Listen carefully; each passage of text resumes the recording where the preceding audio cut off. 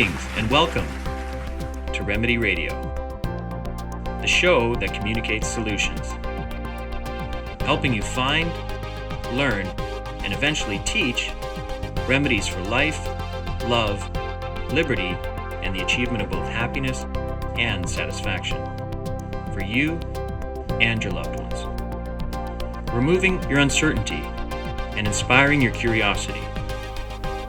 Episode 6 of Remedy Radio is entitled A Valedictorian Speaks About Unschooling, an interview with Erica Goldson of americaviaerica.blogspot.com. So welcome once again, folks, to Remedy Radio. I'm your host, Adam Dodds, with my unbelievably talented co-hosts, Rob Christie and Paul Verge. Joining us today on the show is none other than our friend, The one and only Erica Goldson, who, for those of you who may not know her, has had a valedictorian speech that actually caught on like wildfire all over the net and had over 500,000 views, if I'm not mistaken. From what I understand, the speech basically said to break out of the mold that the institutions have brought upon us all. And from what I understand, there's a lot of responses to the speech, and just overwhelming responses to the speech. Actually, people saying thank you so much for the speech. It's so without further ado, I'd like to welcome Erica Goldson. Hi everybody, thank you for having me on the show. Thanks for being with us. Yeah, it's a pleasure. It's an honor to be here. Yeah, we're all pretty big fans, I think, of the stand that you've taken at such a young age compared to how many people we know in this so-called, if you want to call it a consciousness movement. And I know that Adam and I were considered young when we first got into this, but someone who's at the age of 18 or 19, how old are you now? 19. Yeah, it's pretty impressive for you, to us at least, to meet someone who's able to come to those conclusions in such a relatively short span of life experience. So and be able to articulate it so well. There's not too many young people out there that can effectively communicate their stance and articulate it so that everyone can understand their position. And I think you've done a really effective job at doing that. So congrats on that. Yeah, so I guess we'd start with, for anyone who is unfamiliar, who hasn't seen your speech, which they can see on YouTube, maybe you can tell us a bit about yourself and how people have come to know you through this speech that, effectively was about the miseducation of Erica Goldson. All right, well, I am officially coined as the valedictorian who spoke out against schooling. I think it was SOT.net that first used that term, but I ended up putting my written speech on a blog with a couple tag words, and somehow people found it and started spreading it all throughout the internet. After a little while, people told me that I should put the video up, so I put it up on YouTube as valedictorian who spoke out against schooling. And like you said, it's had over 500,000 views. And actually, even my blog has gotten a lot of traffic from it, and I just checked it yesterday, and surprisingly, unbelievably, it had 500 page views just in one day. Wow. So I'm pretty proud of that. I have a little over 150 followers who, I guess, read it every time I post a new blog post. Let's see, what else about me? I'm 19. I'm living in New Jersey right now. I'm trying to travel around the world. I am going to Buenos Aires soon, so that's my next stop. And I should be living there for a while, practicing my Spanish and getting to know a new culture. And I hope to see other new cultures in the future. very inspiring. I think a lot of people live vicariously through you. Yeah, well, they can now that I have a blog. So. Totally. So what's your blog's name? It's America via Erica. The official address is americaviaerica.blogspot.com. And so what? And I guess it can be used for South America. I don't know if I start going around the world more, I might have to change it to like Earth via Erica or something. So what can people find on your blog? Basically, it's just a diary, really, a casual diary of the happenings of my life. Whenever I go to a new place, I'm sure to write a blog entry about it. A couple of photos here and there. I'm not too great at taking photos. I feel like it takes away from the moment, and it doesn't capture the beauty that I'm actually seeing. So it's really hard for me to take photos, but I do it just for those people that want to live vicariously through me. Cool. Erica, I'm wondering, how does one, clearly to become a valedictorian, you have to be pretty immersed in your surroundings and your schooling and, playing by the book, so to speak. So how did you, or what was the catalyst that broke you out of that and that made you see what was going on and that was the catalyst for your speech? Well, I don't know if there was just one catalyst. I think I was just feeling really unfulfilled. Of course, I was going through that teenage angst like every other teenager. Just feeling kind of down, kind of depressed, don't know what the point to life is. Being put in a position that I didn't decide on my own. I'm forced to go to public school every day, but I don't really know why. And everyone's telling me that I'll be successful in the future if I just keep my grades up and go to a great college. And I just didn't feel like that was getting me anywhere. I still couldn't see that success and what exactly success even meant. And to me, I saw through the facade that lots of money is success. I didn't care about lots of money. I just wanted to travel, really. I always knew I wanted to travel and just see new things, and I loved exploring new cultures and constantly reshaping my view of the world and just having my mind blown on a daily basis. That's usually fun. But I was caught in routine, and the repetitive nature of things got me really bored, and I guess I just saw through it. I decided to get out of high school as soon as I could, so I went to community college for my senior year at high school. But still, it was the same thing. It was a little more freedom. It wasn't as prison-like, but it wasn't the path I wanted to be on. And so that, I guess, inspired some direction of like research and trying to validate your feelings, or like I guess I was always wondering, because I hadn't heard of Gatto or Mencken or any of these people until like to my late 20s. You know what I mean? Way past, even though I had a problem with school, I didn't really identify the specific problems. Maybe I wasn't looking hard enough, but you seem to come across these things at a relatively young time. So how did you find yourself reading Gatto?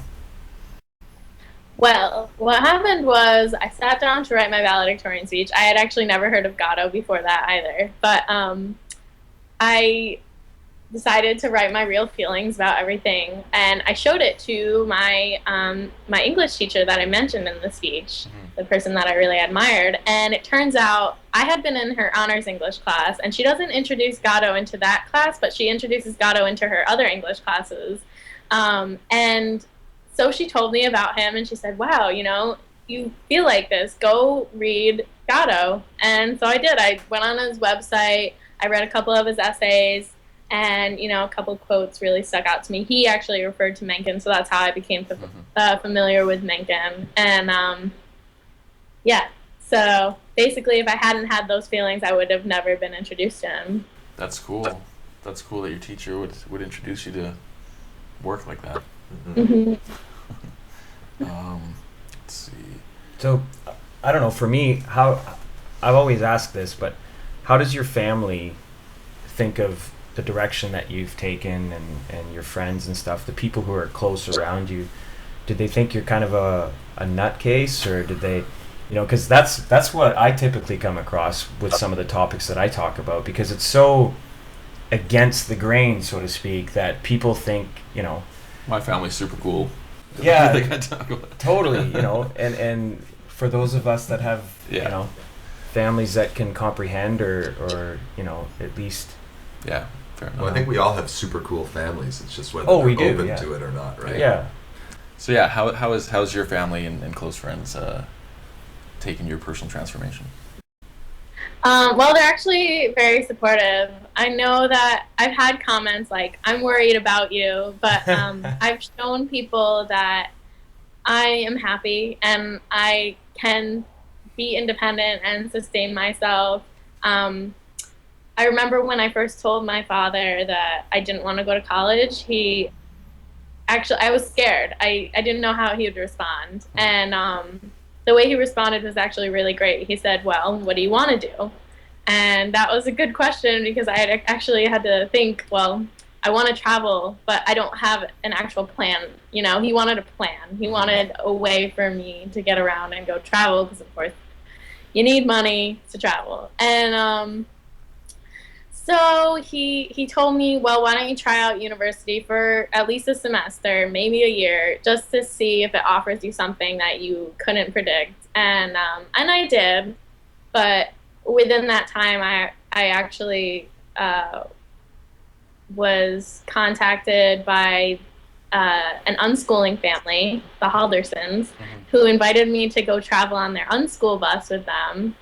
And I left college to do that, to do exactly what I told my dad I wanted to do, to travel. And I definitely learned how to live cheaply. And I realized the way I want to travel isn't the standard way where it's very expensive and you have to be at hotels every night. But instead, I go out and just rent a place for a little while, get a job, and experience the place for a little while, and then move on and do the same thing. So you become kind of a educated gypsy. Yes, exactly.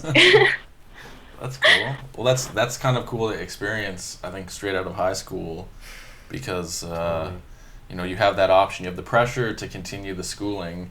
I know I did because I had some scholarship money and everything, and Mom was like, all right, go to college. And I was just like, something about it. My parents were going to pay for the whole thing. So a lot of kids would just take that opportunity. I knew I wasn't going to pay for it myself, so why should I make my parents do it, That's cool. But yeah, there's so much about life that we don't understand. You get that unfulfilled feeling at the end of high school, like, okay, so now what? And you feel like this hasn't prepared me for anything. Yeah. It's given me the ghost of preparation. And then you're like, okay, I need to do something radically different. So because the expectation was go to college, I was like, no. You came out west, right? Right after you got out of high school, pretty much. I didn't finish high school. Even better. I have more respect for you. That's awesome. Yeah, I had to get out. I just was to the point where I had to change. Like you said, I didn't feel fulfilled where I was, and it was either you become a firefighter or a police officer or a teacher or work at the mine. So I had to leave. Yeah. Those didn't really fit my mold of who I wanted to be and what I wanted to do. So. What about you? You graduated like 5-6 years ago. What happened after high school? What happened? Not much. I barely made it through. I had like the dreams after, like, did I miss all my final exams and stuff? I think I was on the list where they were just like, if he shows up, pass him and get the hell out of here. So we all have diverse backgrounds and stories, but we all agree on that one thing, that the education system didn't really.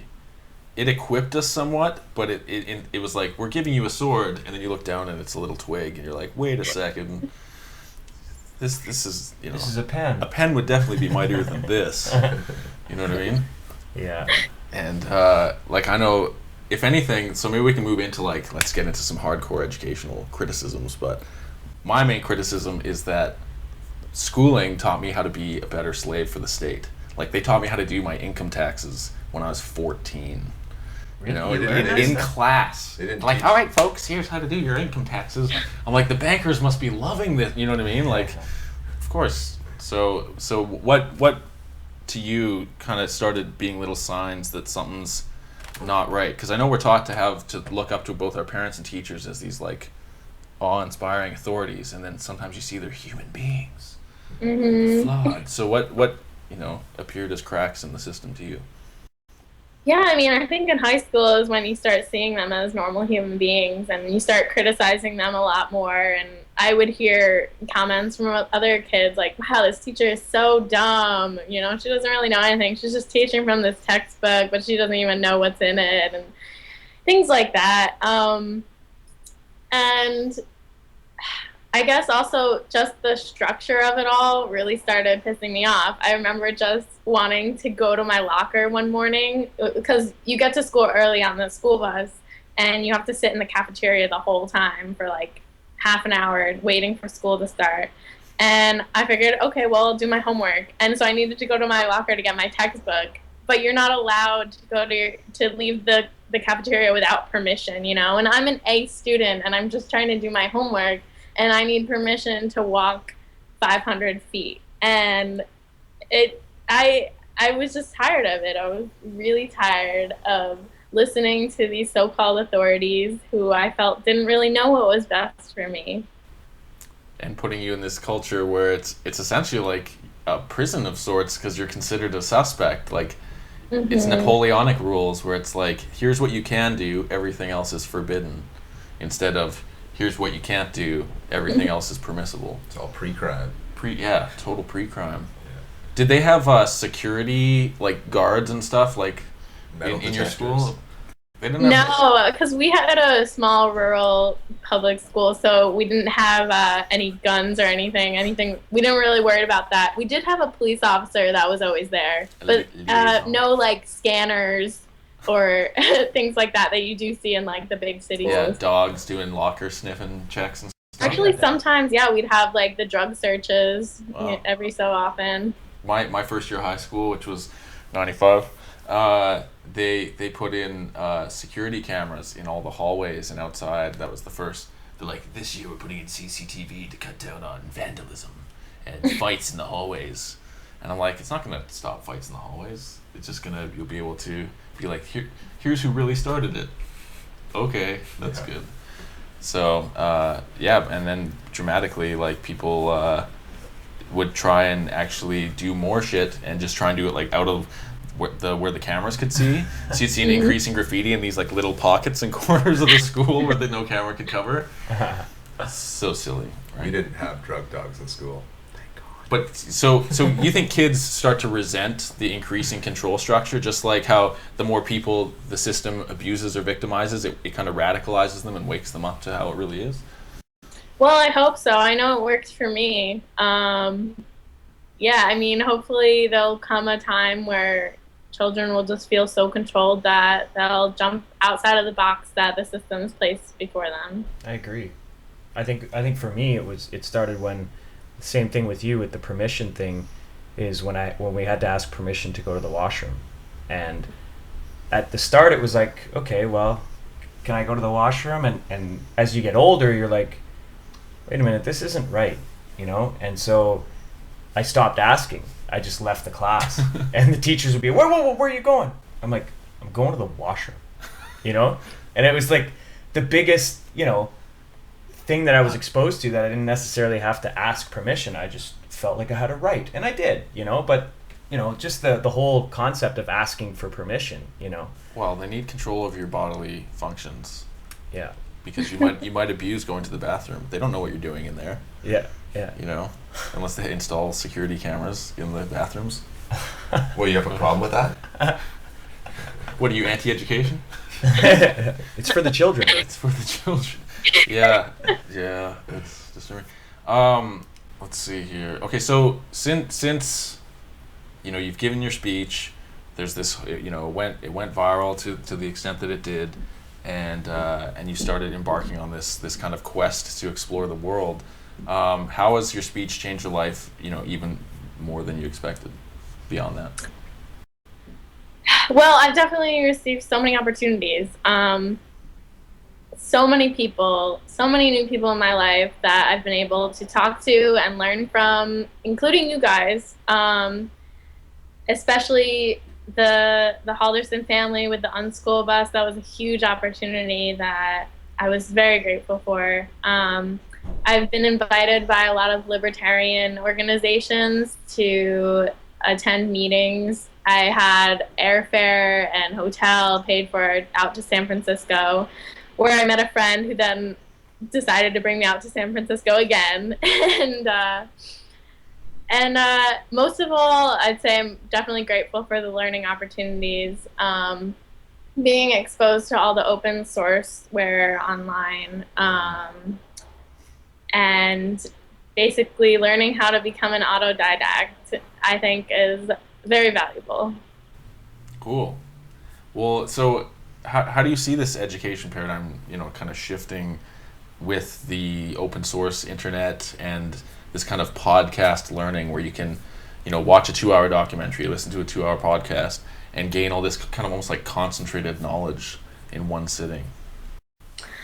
Well, yeah, I think it's going to make the traditional style of teaching obsolete. You no longer have to be in a classroom. You can just be at home and turn on your computer, and you're learning exactly what you would learn in a classroom, possibly even faster because you're directing it yourself. You're just going at your own speed. It could be slower, but at least you're learning better, more effectively, and you're doing it on your own terms. Teachers may still, I'm not saying teachers won't have jobs. It's just that they'll become virtual. You now can subscribe with a teacher and pay them if you think that they're really worth it, rather than everyone being forced to pay tax money to support this teacher's salary that may be a really crappy teacher. Valid point. Very valid point. Yeah, that's true. Subscribe to me as a teacher, that'd be so cool. Well, they'll become more facilitators. Like, if we can get it, the old single room schoolhouses, as the kids got older, they were becoming teachers to an extent, right? To reinforce their knowledge of the subject, but they would also help teach the younger kids whatever stuff because they had already gone through it 3, 4, 5 times, and in that way, you lessened the burden, I guess, on the regular teacher. So yeah, it kind of would shift their job to just help facilitate or guide people who can't quite get a concept, or maybe even more to teach the fundamentals of learning, to turn people into autodidacts. That'll become the teacher's function. That would be wild. Yeah. On that note, we're going to take a quick break, and when we come back, we're going to talk again with Erica Goldson. So stick with us.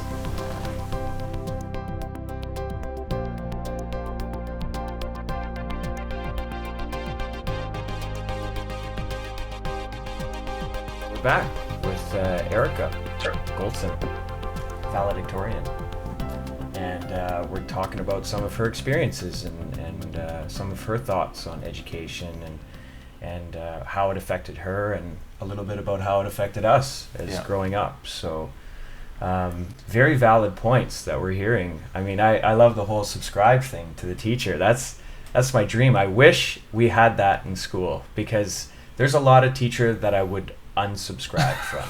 You know what I'm saying? Not to say all of them. There's some great teachers out there, but I would give a few teachers some 5 stars as well, right?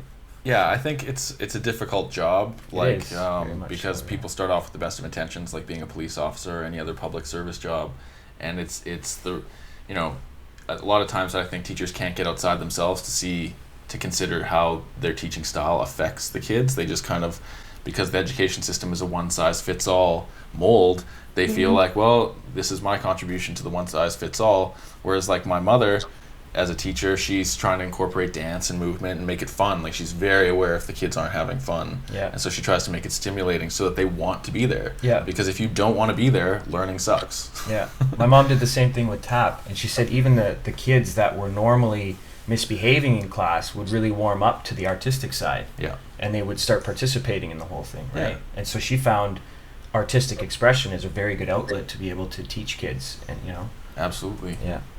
So, since we've all been through this educational process, I would say the major gaping thing that it seems to lack, although maybe not in your case, but for myself at least, was proper critical thinking skills. I was completely disequipped and totally thought that I had real critical thinking, but didn't. And so, maybe we can talk about the importance of critical thinking and or the trivium if you're interested in that subject. But yeah. Oh yeah. Well, I was first introduced to critical thinking in my 10th grade English class with that English teacher, and I was actually critical of this idea, and I mentioned it in my speech. What are we normally doing if we're not really critically thinking? Are we just accepting other opinions as truth? And it turns out, I guess we were. So we learned a little bit, not too much about it, but recently you've contacted me about the trivium, and it's actually really interesting to me. It's more of a methodology of how to discern fact from fiction by using logic, grammar, logic, and rhetoric. I'm sure you're more of an expert on it than I am. I haven't really been using it, focused on it yet, but I'm definitely very interested in it. I like the idea of empowering people and their minds through the trivium. I think you'll find that you do use it, you're just not aware of it yet. Right, exactly. I just don't use the exact methodology. I don't think about it exactly. Yeah. Well, that's the thing. I think it's integrated in people to an extent, and it's just that you can get, by being conscious of it in your process, then you get even more out of thinking, I guess. They educate us, and then I think by going through the education system, they actually take what's natural, a naturally innate ability that we have, and then they jumble it up like a puzzle. Yeah. So that you're an incomplete, you're an adulterated child at the end of the whole thing, right? So good point. Yeah. My favorite part about the trivium is the logical fallacies. I remember getting directed to a link from your website of 90 logical fallacies, and I was reading through all of them, and I was so interested in them. And I wasn't sitting down and saying, I'm going to memorize all these. I got to start making index cards. Although it would be great to be in a debate with someone and say, that was ad hominem. I don't do that, but it definitely helps to know, if you're doing some intense research, to be able to know those fallacies and just say, well, that person's just trying to appeal to our emotion. That has nothing to do with the argument. Mm-hmm. Totally. Yeah, it's funny. Jan Irvin of Gnostic Media, he just put up a new video, and it's I think it's like a 9-minute the Obama speech about how we got Osama, and it's pop-up fallacies, right? So he said Obama didn't quite break the 100 fallacies in under 10 minutes barrier, but I think he got up to something like 91, and everything from appeal to emotion to equivocation to misleading vividness to neglecting the neglected aspect, just rich with fallacies. It's like that, yeah. Even in the news, right? Yeah. Oh yeah. The news, seeing it everywhere. It's just one after another. Yeah. It's like that's all they're using. It's fallacy. Well, it's all appeal to emotion now. Like when you've studied the history of public relations and Edward Bernays style, manipulative propaganda that directly appeals to the emotion.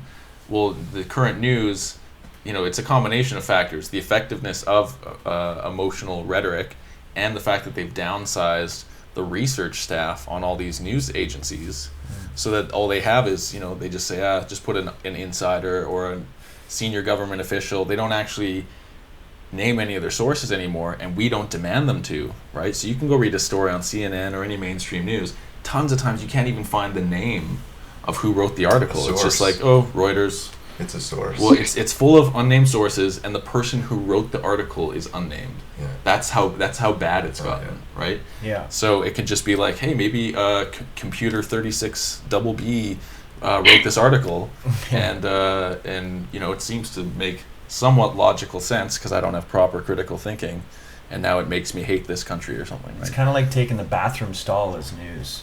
You're just like, wait a minute, he's going out with her? Yeah. Someone scrawled some stuff in the bathroom stall, and you're like, that's legitimate information. Yeah, they're getting married? $40 million wedding? So, Erica, I would ask, how does the lack of, this critical thinking or an intellectual self-defense allow, everyone, the masses, I guess, to be victims to propaganda and advertising and these fallacies that you're talking about? Well, it doesn't help them. It only hurts them because they're not using their minds. They're not making their own decisions. They're letting other people make decisions for them. And that can have a lot of unintended consequences when they don't know what all the consequences of their decisions are. Like, let's say, just buying a new piece of clothing. If they aren't aware of where that clothing was made, or even food, for example, if they don't know where their food comes from, they could be consuming an intense amount of carcinogens without even knowing it. And they usually think that the people making the decisions for them are good-hearted, but that's being a little too trusting, and they're going to experience the backlash in the future. And hopefully when that happens, I'll start doing some research. And I think what happens is you have to become unhappy before you actually start questioning the system. Because it keeps us in this kind of relative state of comfort, even though that comfort and convenience is somewhat declining as of late. It's being artificially propped up by technology, right? But through both the distractions and amusements of technology, but also the supposed added efficiency that technology brings, right? And so, yeah, it's in a way that technology makes us more dependent on both the technology and the system that's perpetuating it, right? And so then, by extension, by consequence, we're less dependent on ourselves and each other, we're less independent. So. How much value do you place in becoming an autodidact and autonomous versus being dependent on the state? Well, I place a lot of value in it. I like to advocate personal responsibility. Of course, I'm still using the public property and utilities. I still walk on the sidewalks that were created with people's tax dollars. And I do value community and people coming together and working together for the benefit of people. But I just see the government becoming too large, and we're relying on people that we don't even know. I like to be dependent on people that I know personally, so I do understand if they are good-hearted or not, like where their interests lie. But when we're relying on the federal government for our education, that becomes a huge problem, because I don't know the Secretary of Education personally, and I don't really know where his interests lie. I could probably research it and find that they lie with big corporations. Well, and I think it's, the concept of government educating you to be critical of government is somewhat of a catch-22. Like, once they get involved in that game, some good-hearted bureaucrat can't help but go, well, that's a little too critical. Maybe we should just change these things. Or I think a lot of people don't consider the corporations that print the textbooks, the tax-exempt foundations that created these textbooks, and who started those foundations and what were their interests in rewriting history. But this is stuff we can talk about when we come back in this episode of Remedy Radio with our special guest, Erica Goldson.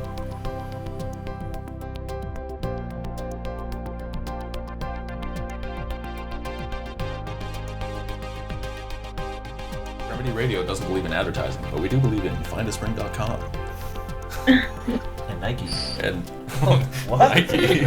The whip crack. Cool. And we're back with Erica Goldson.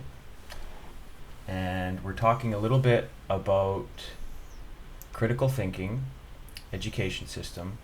And one of the questions that I wanted to ask you, Erica, was if you could talk a little bit about the college conspiracy. Okay. Well, there was just a documentary.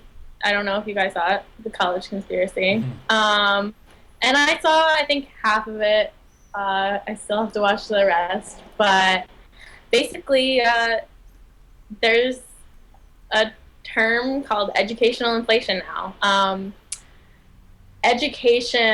The cost of education has risen, I believe, like 9 times, as opposed to other things about like 3 times. But the cost of education is rising increasingly faster than anything else. And you're actually getting less quality too. Since there are so many people that are going on the college route, of course, it becomes more standardized. It becomes more one size fits all, and it becomes more catered towards those that don't learn as fast or don't learn as effectively, and people are babied. But I don't know. I mean, what is a college degree even worth anymore? I don't think it's really worth much. From what I understand from the research I've been doing, it seems that companies don't really care where you went to college anymore.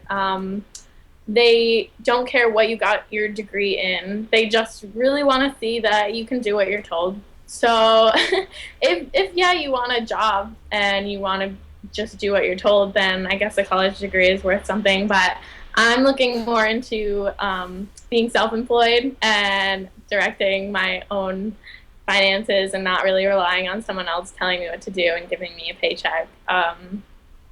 So I prefer not to go through that system. Well, you can almost say that the degrees that you get indicate the degrees of conditioning that you've gone through, right? You're like, not only can I sit in a place for 8 hours a day and listen when I don't want to be there, I'll even pay to go and do that, as an adult. That's how committed I am to having a one-sided relationship with information. Well, yeah, the term education actually means to lure in, right? So they've done a great job at educating people.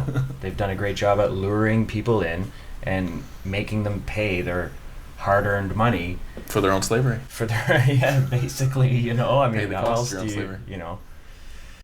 And I recently saw a video too of a woman who lives in California who just got out of school and she can't find a job, a high-paying job, the one that she expected to get with a college degree, and she's basically working at a jewelry store for $9.50 an hour. And the thing, she doesn't even sell a lot of jewelry. It turns out that mostly she's buying other people's gold. But it turns out that a lot of people that get out of college, they just go into the food industry, which I'm doing right now. I'm waitressing, and I'm averaging more than $9.50 an hour. And that's what a lot of people do, even with college degrees. So at least for me, I'm not in debt, and I get to do the same thing. Yeah, it's funny when people talk about the increase in jobs and measuring the market, for employment and unemployment, and the biggest increase in actual jobs in the last 25, 30 years has been service related jobs. All the lower paying, serving in a restaurant is actually better paying than a lot of people give credit for because of tips and everything.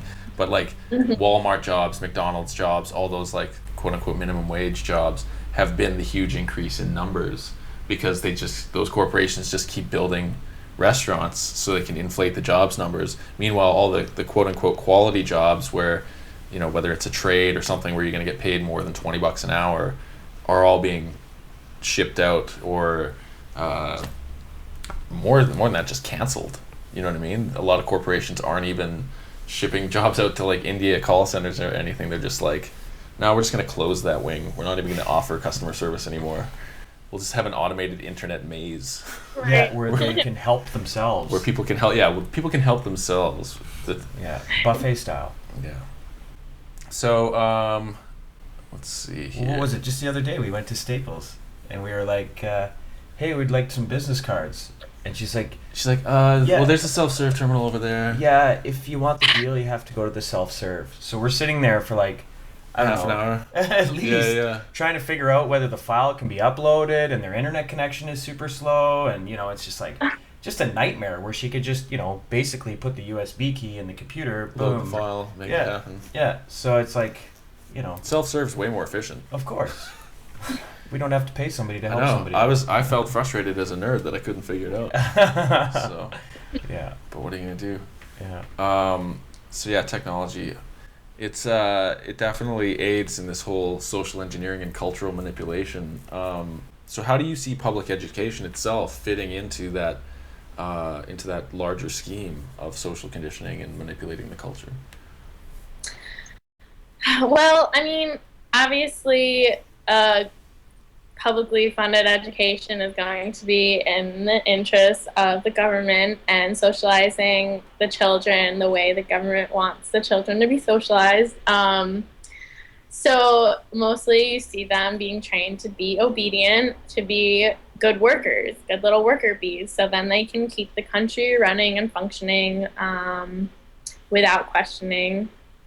And when we have education, of course, you know, we're standardized and socialized, but what is the right way to be socializing our children? That's what I ask myself, because I do value socialization. Of course, if we didn't have socialization, we wouldn't know how to act with one another or be peaceful. So instead of teaching competition, which we're doing right now with grades and competing for valedictorian, for example, maybe we should be encouraging cooperation. And I would like to see empathy encouraged more.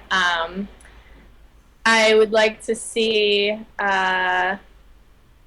critical thinking encouraged more.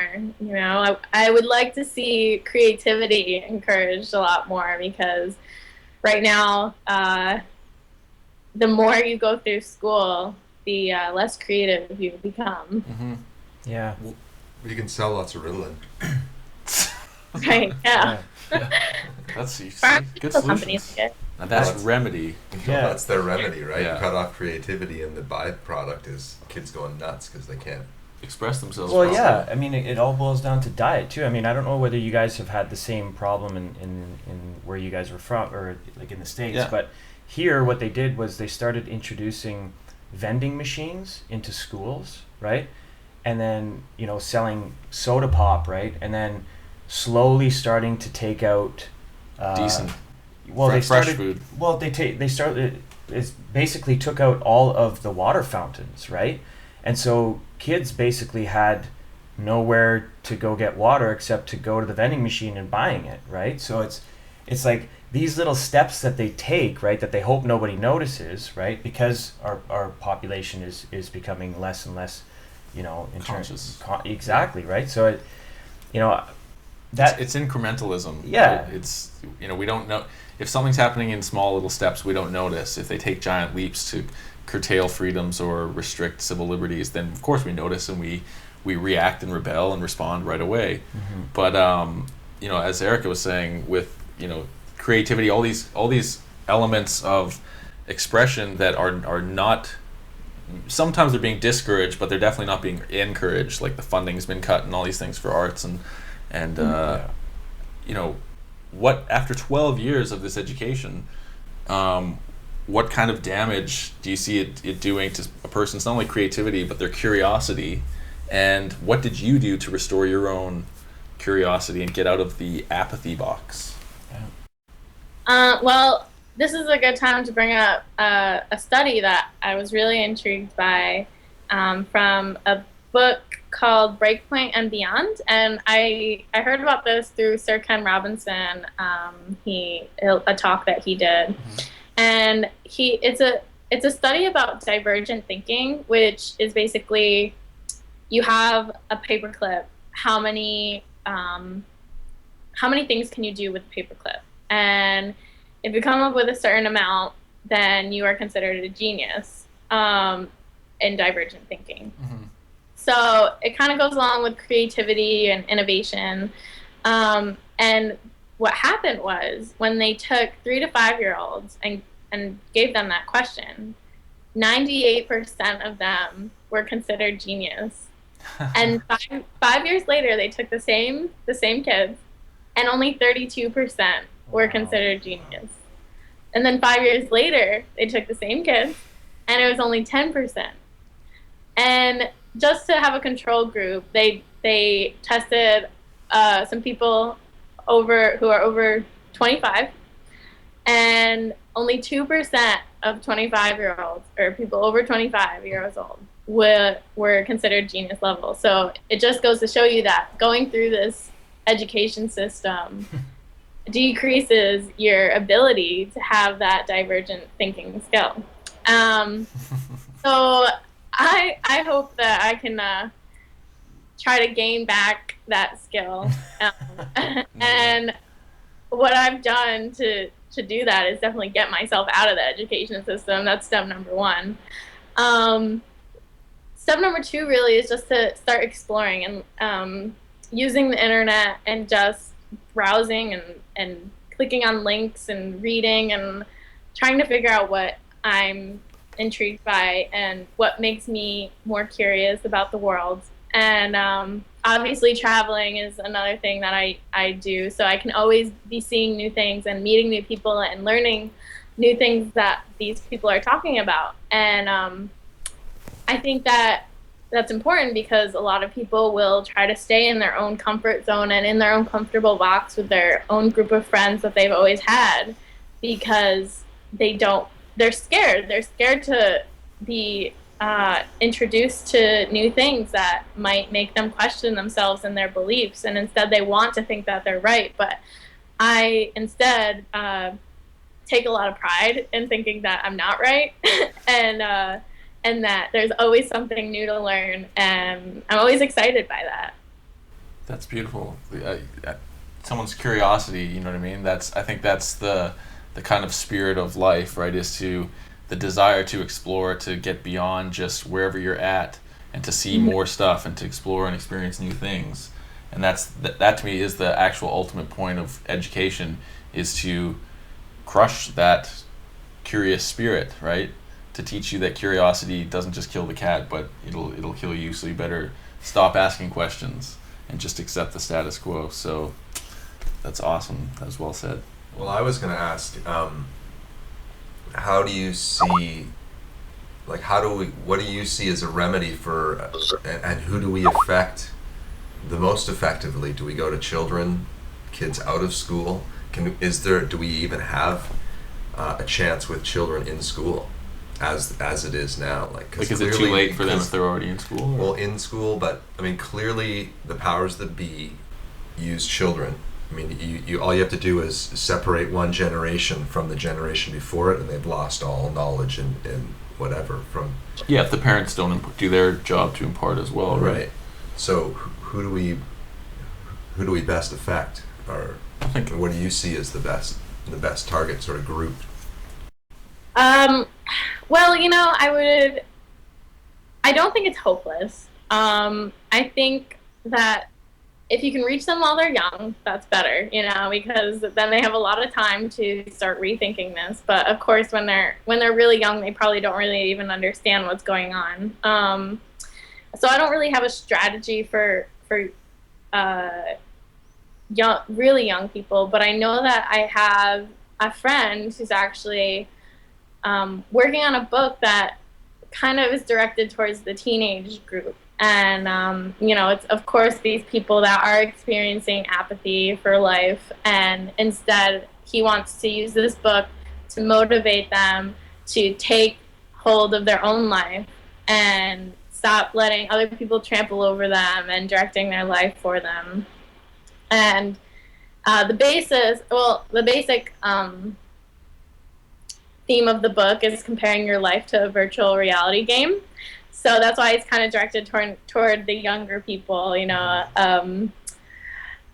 kind of experiencing consciousness in a whole new way. And there are a lot of older people that are into that, but he really wants to direct it towards the younger people that might not understand it, how other books are presenting it. So I'm really happy for that project. I think although kids even if a child is in the education system, I think they can still work through that and discover themselves and just get through it. If their parents are forcing them to go there, it's okay. In their free time, they can learn on their own and just kind of like do the work that's necessary to just get the high school degree, but hopefully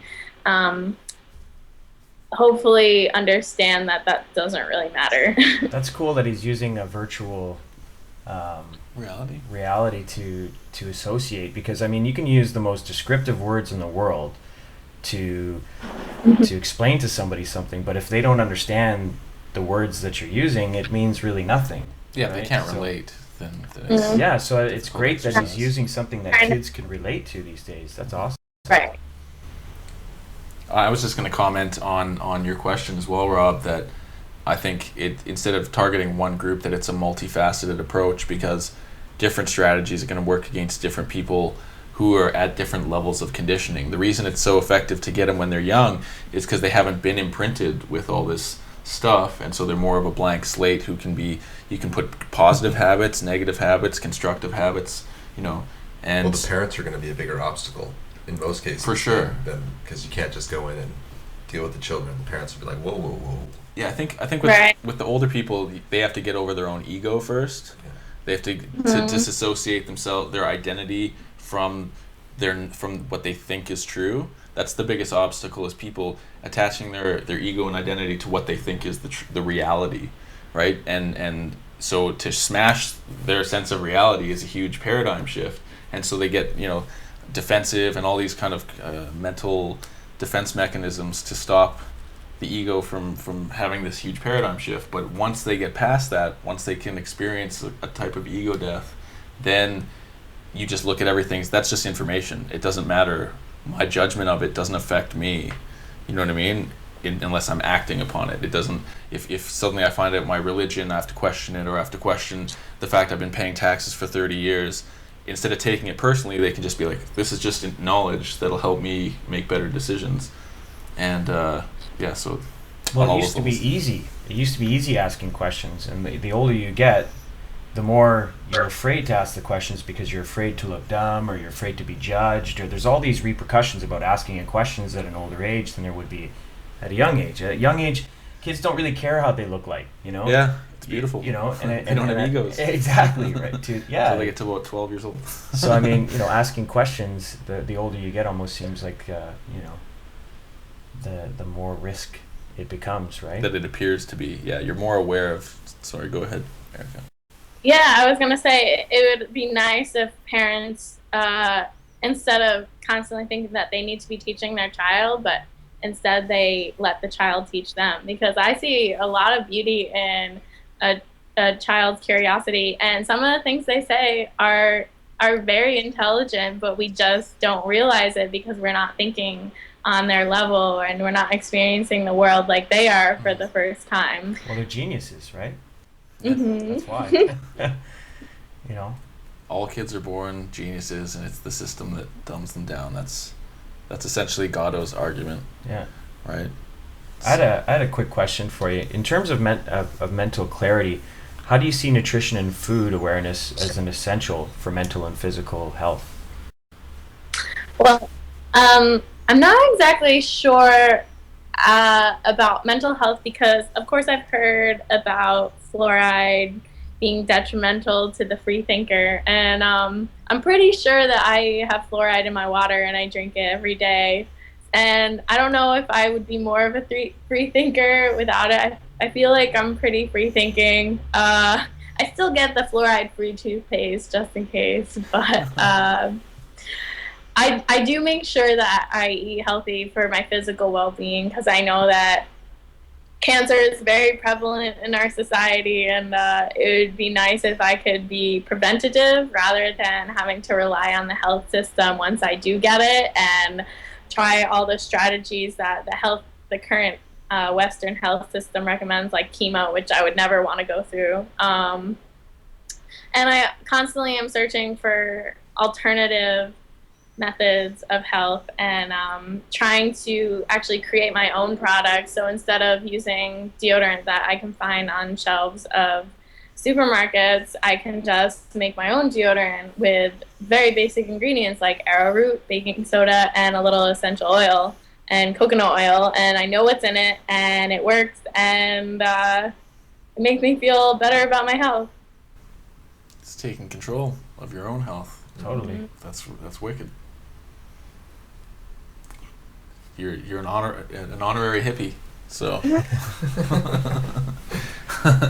I would just ask then, what do you think people can do to get a little more curious, to stimulate a little bit more of their curiosity? Do you think it's a matter of getting over their fears, or that they just absolutely have to become unhappy before they'll search for the root of their unhappiness? Yeah, I mean, At least for me, I know it was I was unhappy before I started searching for the root of unhappiness. But if this podcast reached out to someone who had no clue what was going on, I would like to let them know to become more curious and become a self-directed learner, because it's fun. And it's a lot more fun than letting other people try to teach you, because you get to decide what's interesting. And yeah, you don't have to blame others. You don't have to, you can take personal responsibility for your own life. And I think it's empowering. And I would hope that other people would like that as well. I do. Cool. Well, we'll take one last break, and then we'll come back and wrap up the interview with Erica Goldson on Remedy Radio.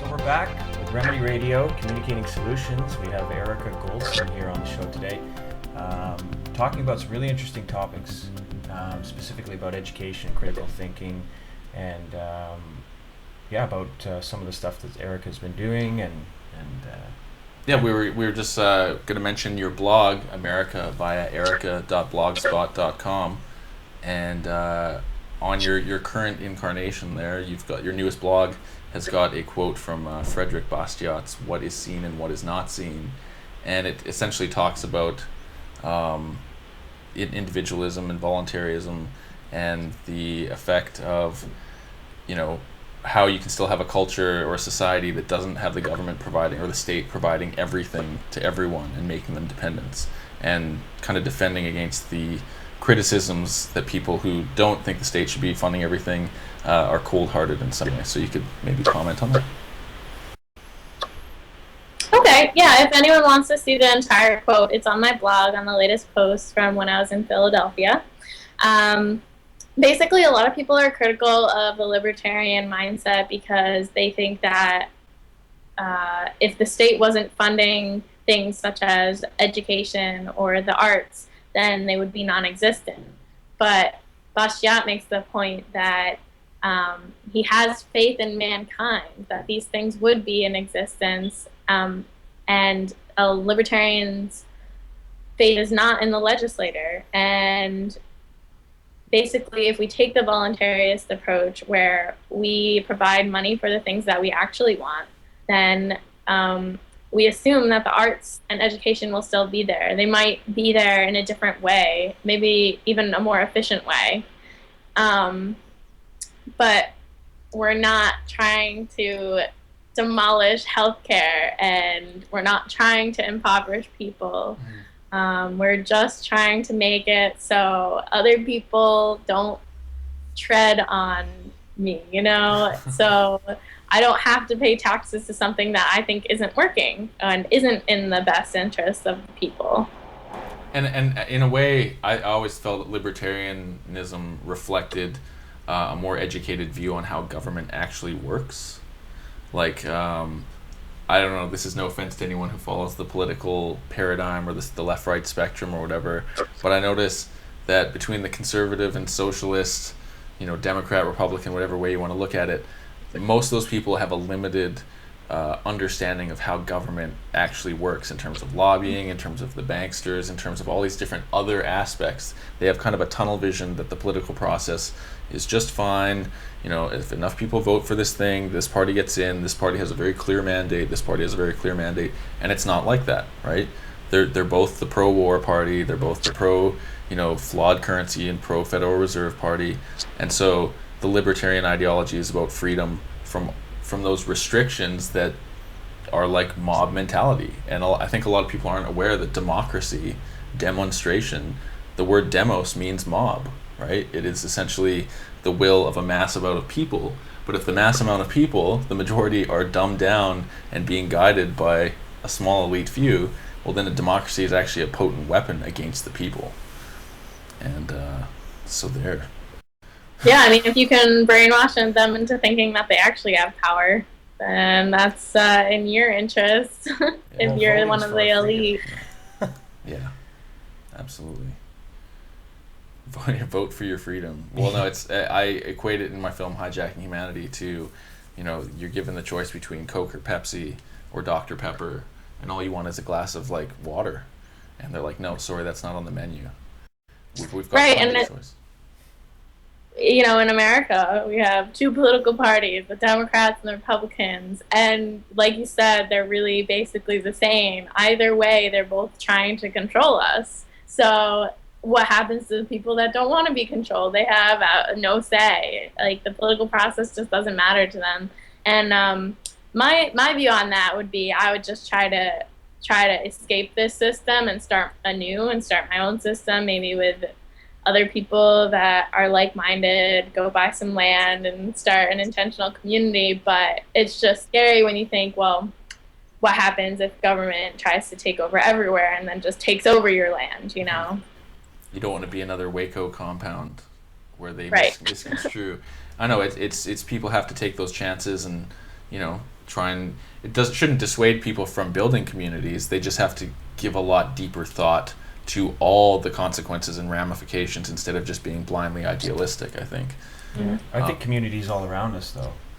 People try so hard to look for community when community is right around them. Yeah. It's your friends and your family. Yeah. I mean, we try so hard to go somewhere and do something, but we should maybe fix our own backyard and start a garden, maybe. Right. Yeah. Well, it's like happiness, right? Looking for happiness, where it's true fulfillment comes from within, not from some other external source, right? You're not going to find true fulfillment in a person or a partner, a government, a sports team, a car, or whatever. You're going to find it from within, because only you can give yourself true happiness, right? And so, when you're saying unhappiness ends up being the catalyst to look out at the outside world, I think it's a reflection of both how the outside world's failing us, but how we haven't quite taken that self-responsibility. And the process of suddenly becoming unhappy allows us to go through that struggle, which grows us, educates us into learning, and then finally teaches us how to have the proper ability to respond, the response ability. What's the lie of happiness? We're constantly told that all these things are going to make us happy, and we get that. You get the car, and you get the house, and you get the whatever, and you're like, none of this stuff's working. I'm still miserable. Maybe I'm broken. Yeah. So how do you then unwind and find some solace and happiness in your life, in terms of both just your free time and your artistic and creative expression? How does Erica Goldson find remedy? Well, I really enjoy nature. I try to take hikes and nature walks and just enjoy the peace of what is without human intervention. I enjoy the people that I surround myself with. They are very loving people, very positive people. I stay away from all those pessimists and violent people. And I guess when it comes to expressing my creativity, although I wish I can draw, I can't really do that very well. Maybe I can practice. Maybe I can do some abstract art, But I like dancing. I like moving my body and listening to music.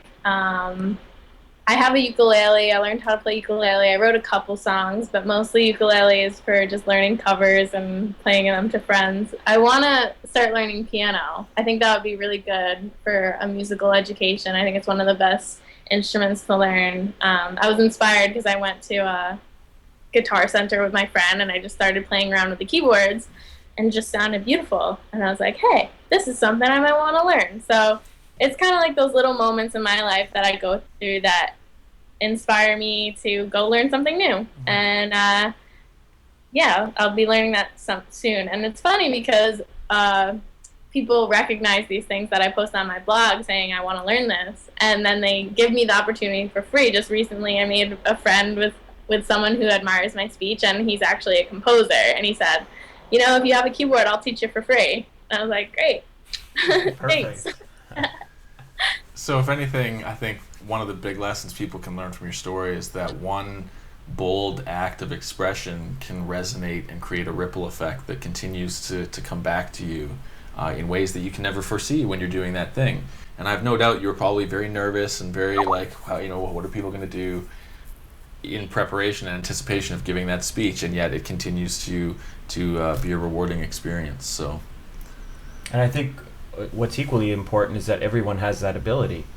Everyone has that ability to be bold and to go against the grain and to speak their mind and to take leaps of faith, so to speak, right? Yeah, don't ignore that little voice that's telling you that it's all BS. Like it's not lying. Yeah. Listen to the little voice, ignore the loud voice. Yeah. So, is there anything else you'd like to impart to our audience before we bring this interview to a close? Question authority, and say what you mean and mean what you say. Very cool. Perfect. Yeah. It's been great to meet you and to do this interview. So thank you. Thank you. Yeah, thank you, very Erica, much. for your time. Yeah. And, Thank you. I'm very happy to be able to speak with you guys. Right on. Well, safe travels to Argentina, and Keep us all updated. All the best Of for future success. Yeah, definitely. We'll see you online and continue to follow your adventures. All right. Peace. Take care.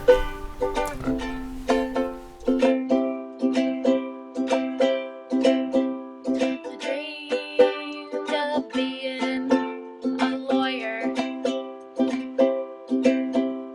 I dreamed of being another her. I dreamed of doing something big. Now my only dream is to live. 'Cause sometimes you just don't know where you're going. And sometimes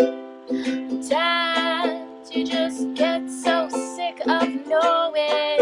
And then you decide to take it day by day. What a surprise! Life turns out okay. 'Cause I'm a dreamer. Sensing wonder is my nature. Don't need to know the time, but if you have the time, I wanna meet you.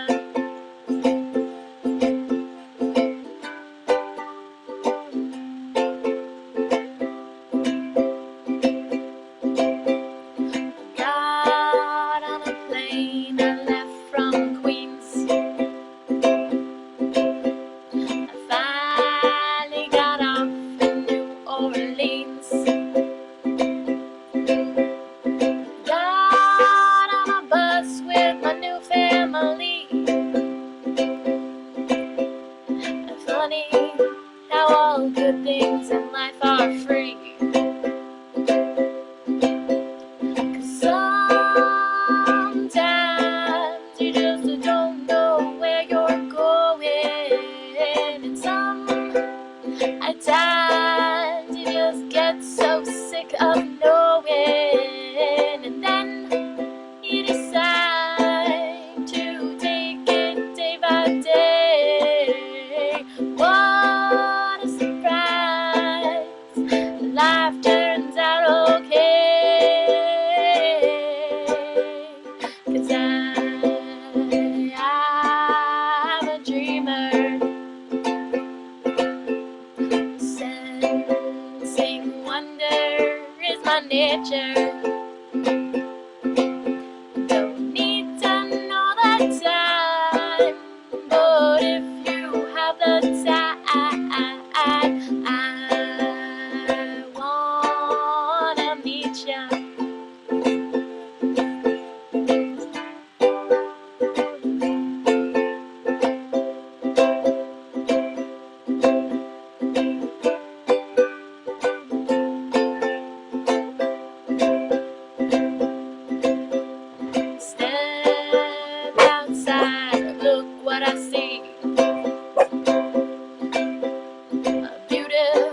all new day and harmony. I put one foot in front of the other. Eventually I'll see everything and more. 'Cause sometimes you just don't know where you're going. Sometimes you just get so sick of knowing, and then you decide to take it day by day. What a surprise! Life turns out okay. 'Cause I'm a dreamer. Sensing wonder is my nature. Don't need to know the time, but if you have the time, I wanna meet ya. I wanna meet ya.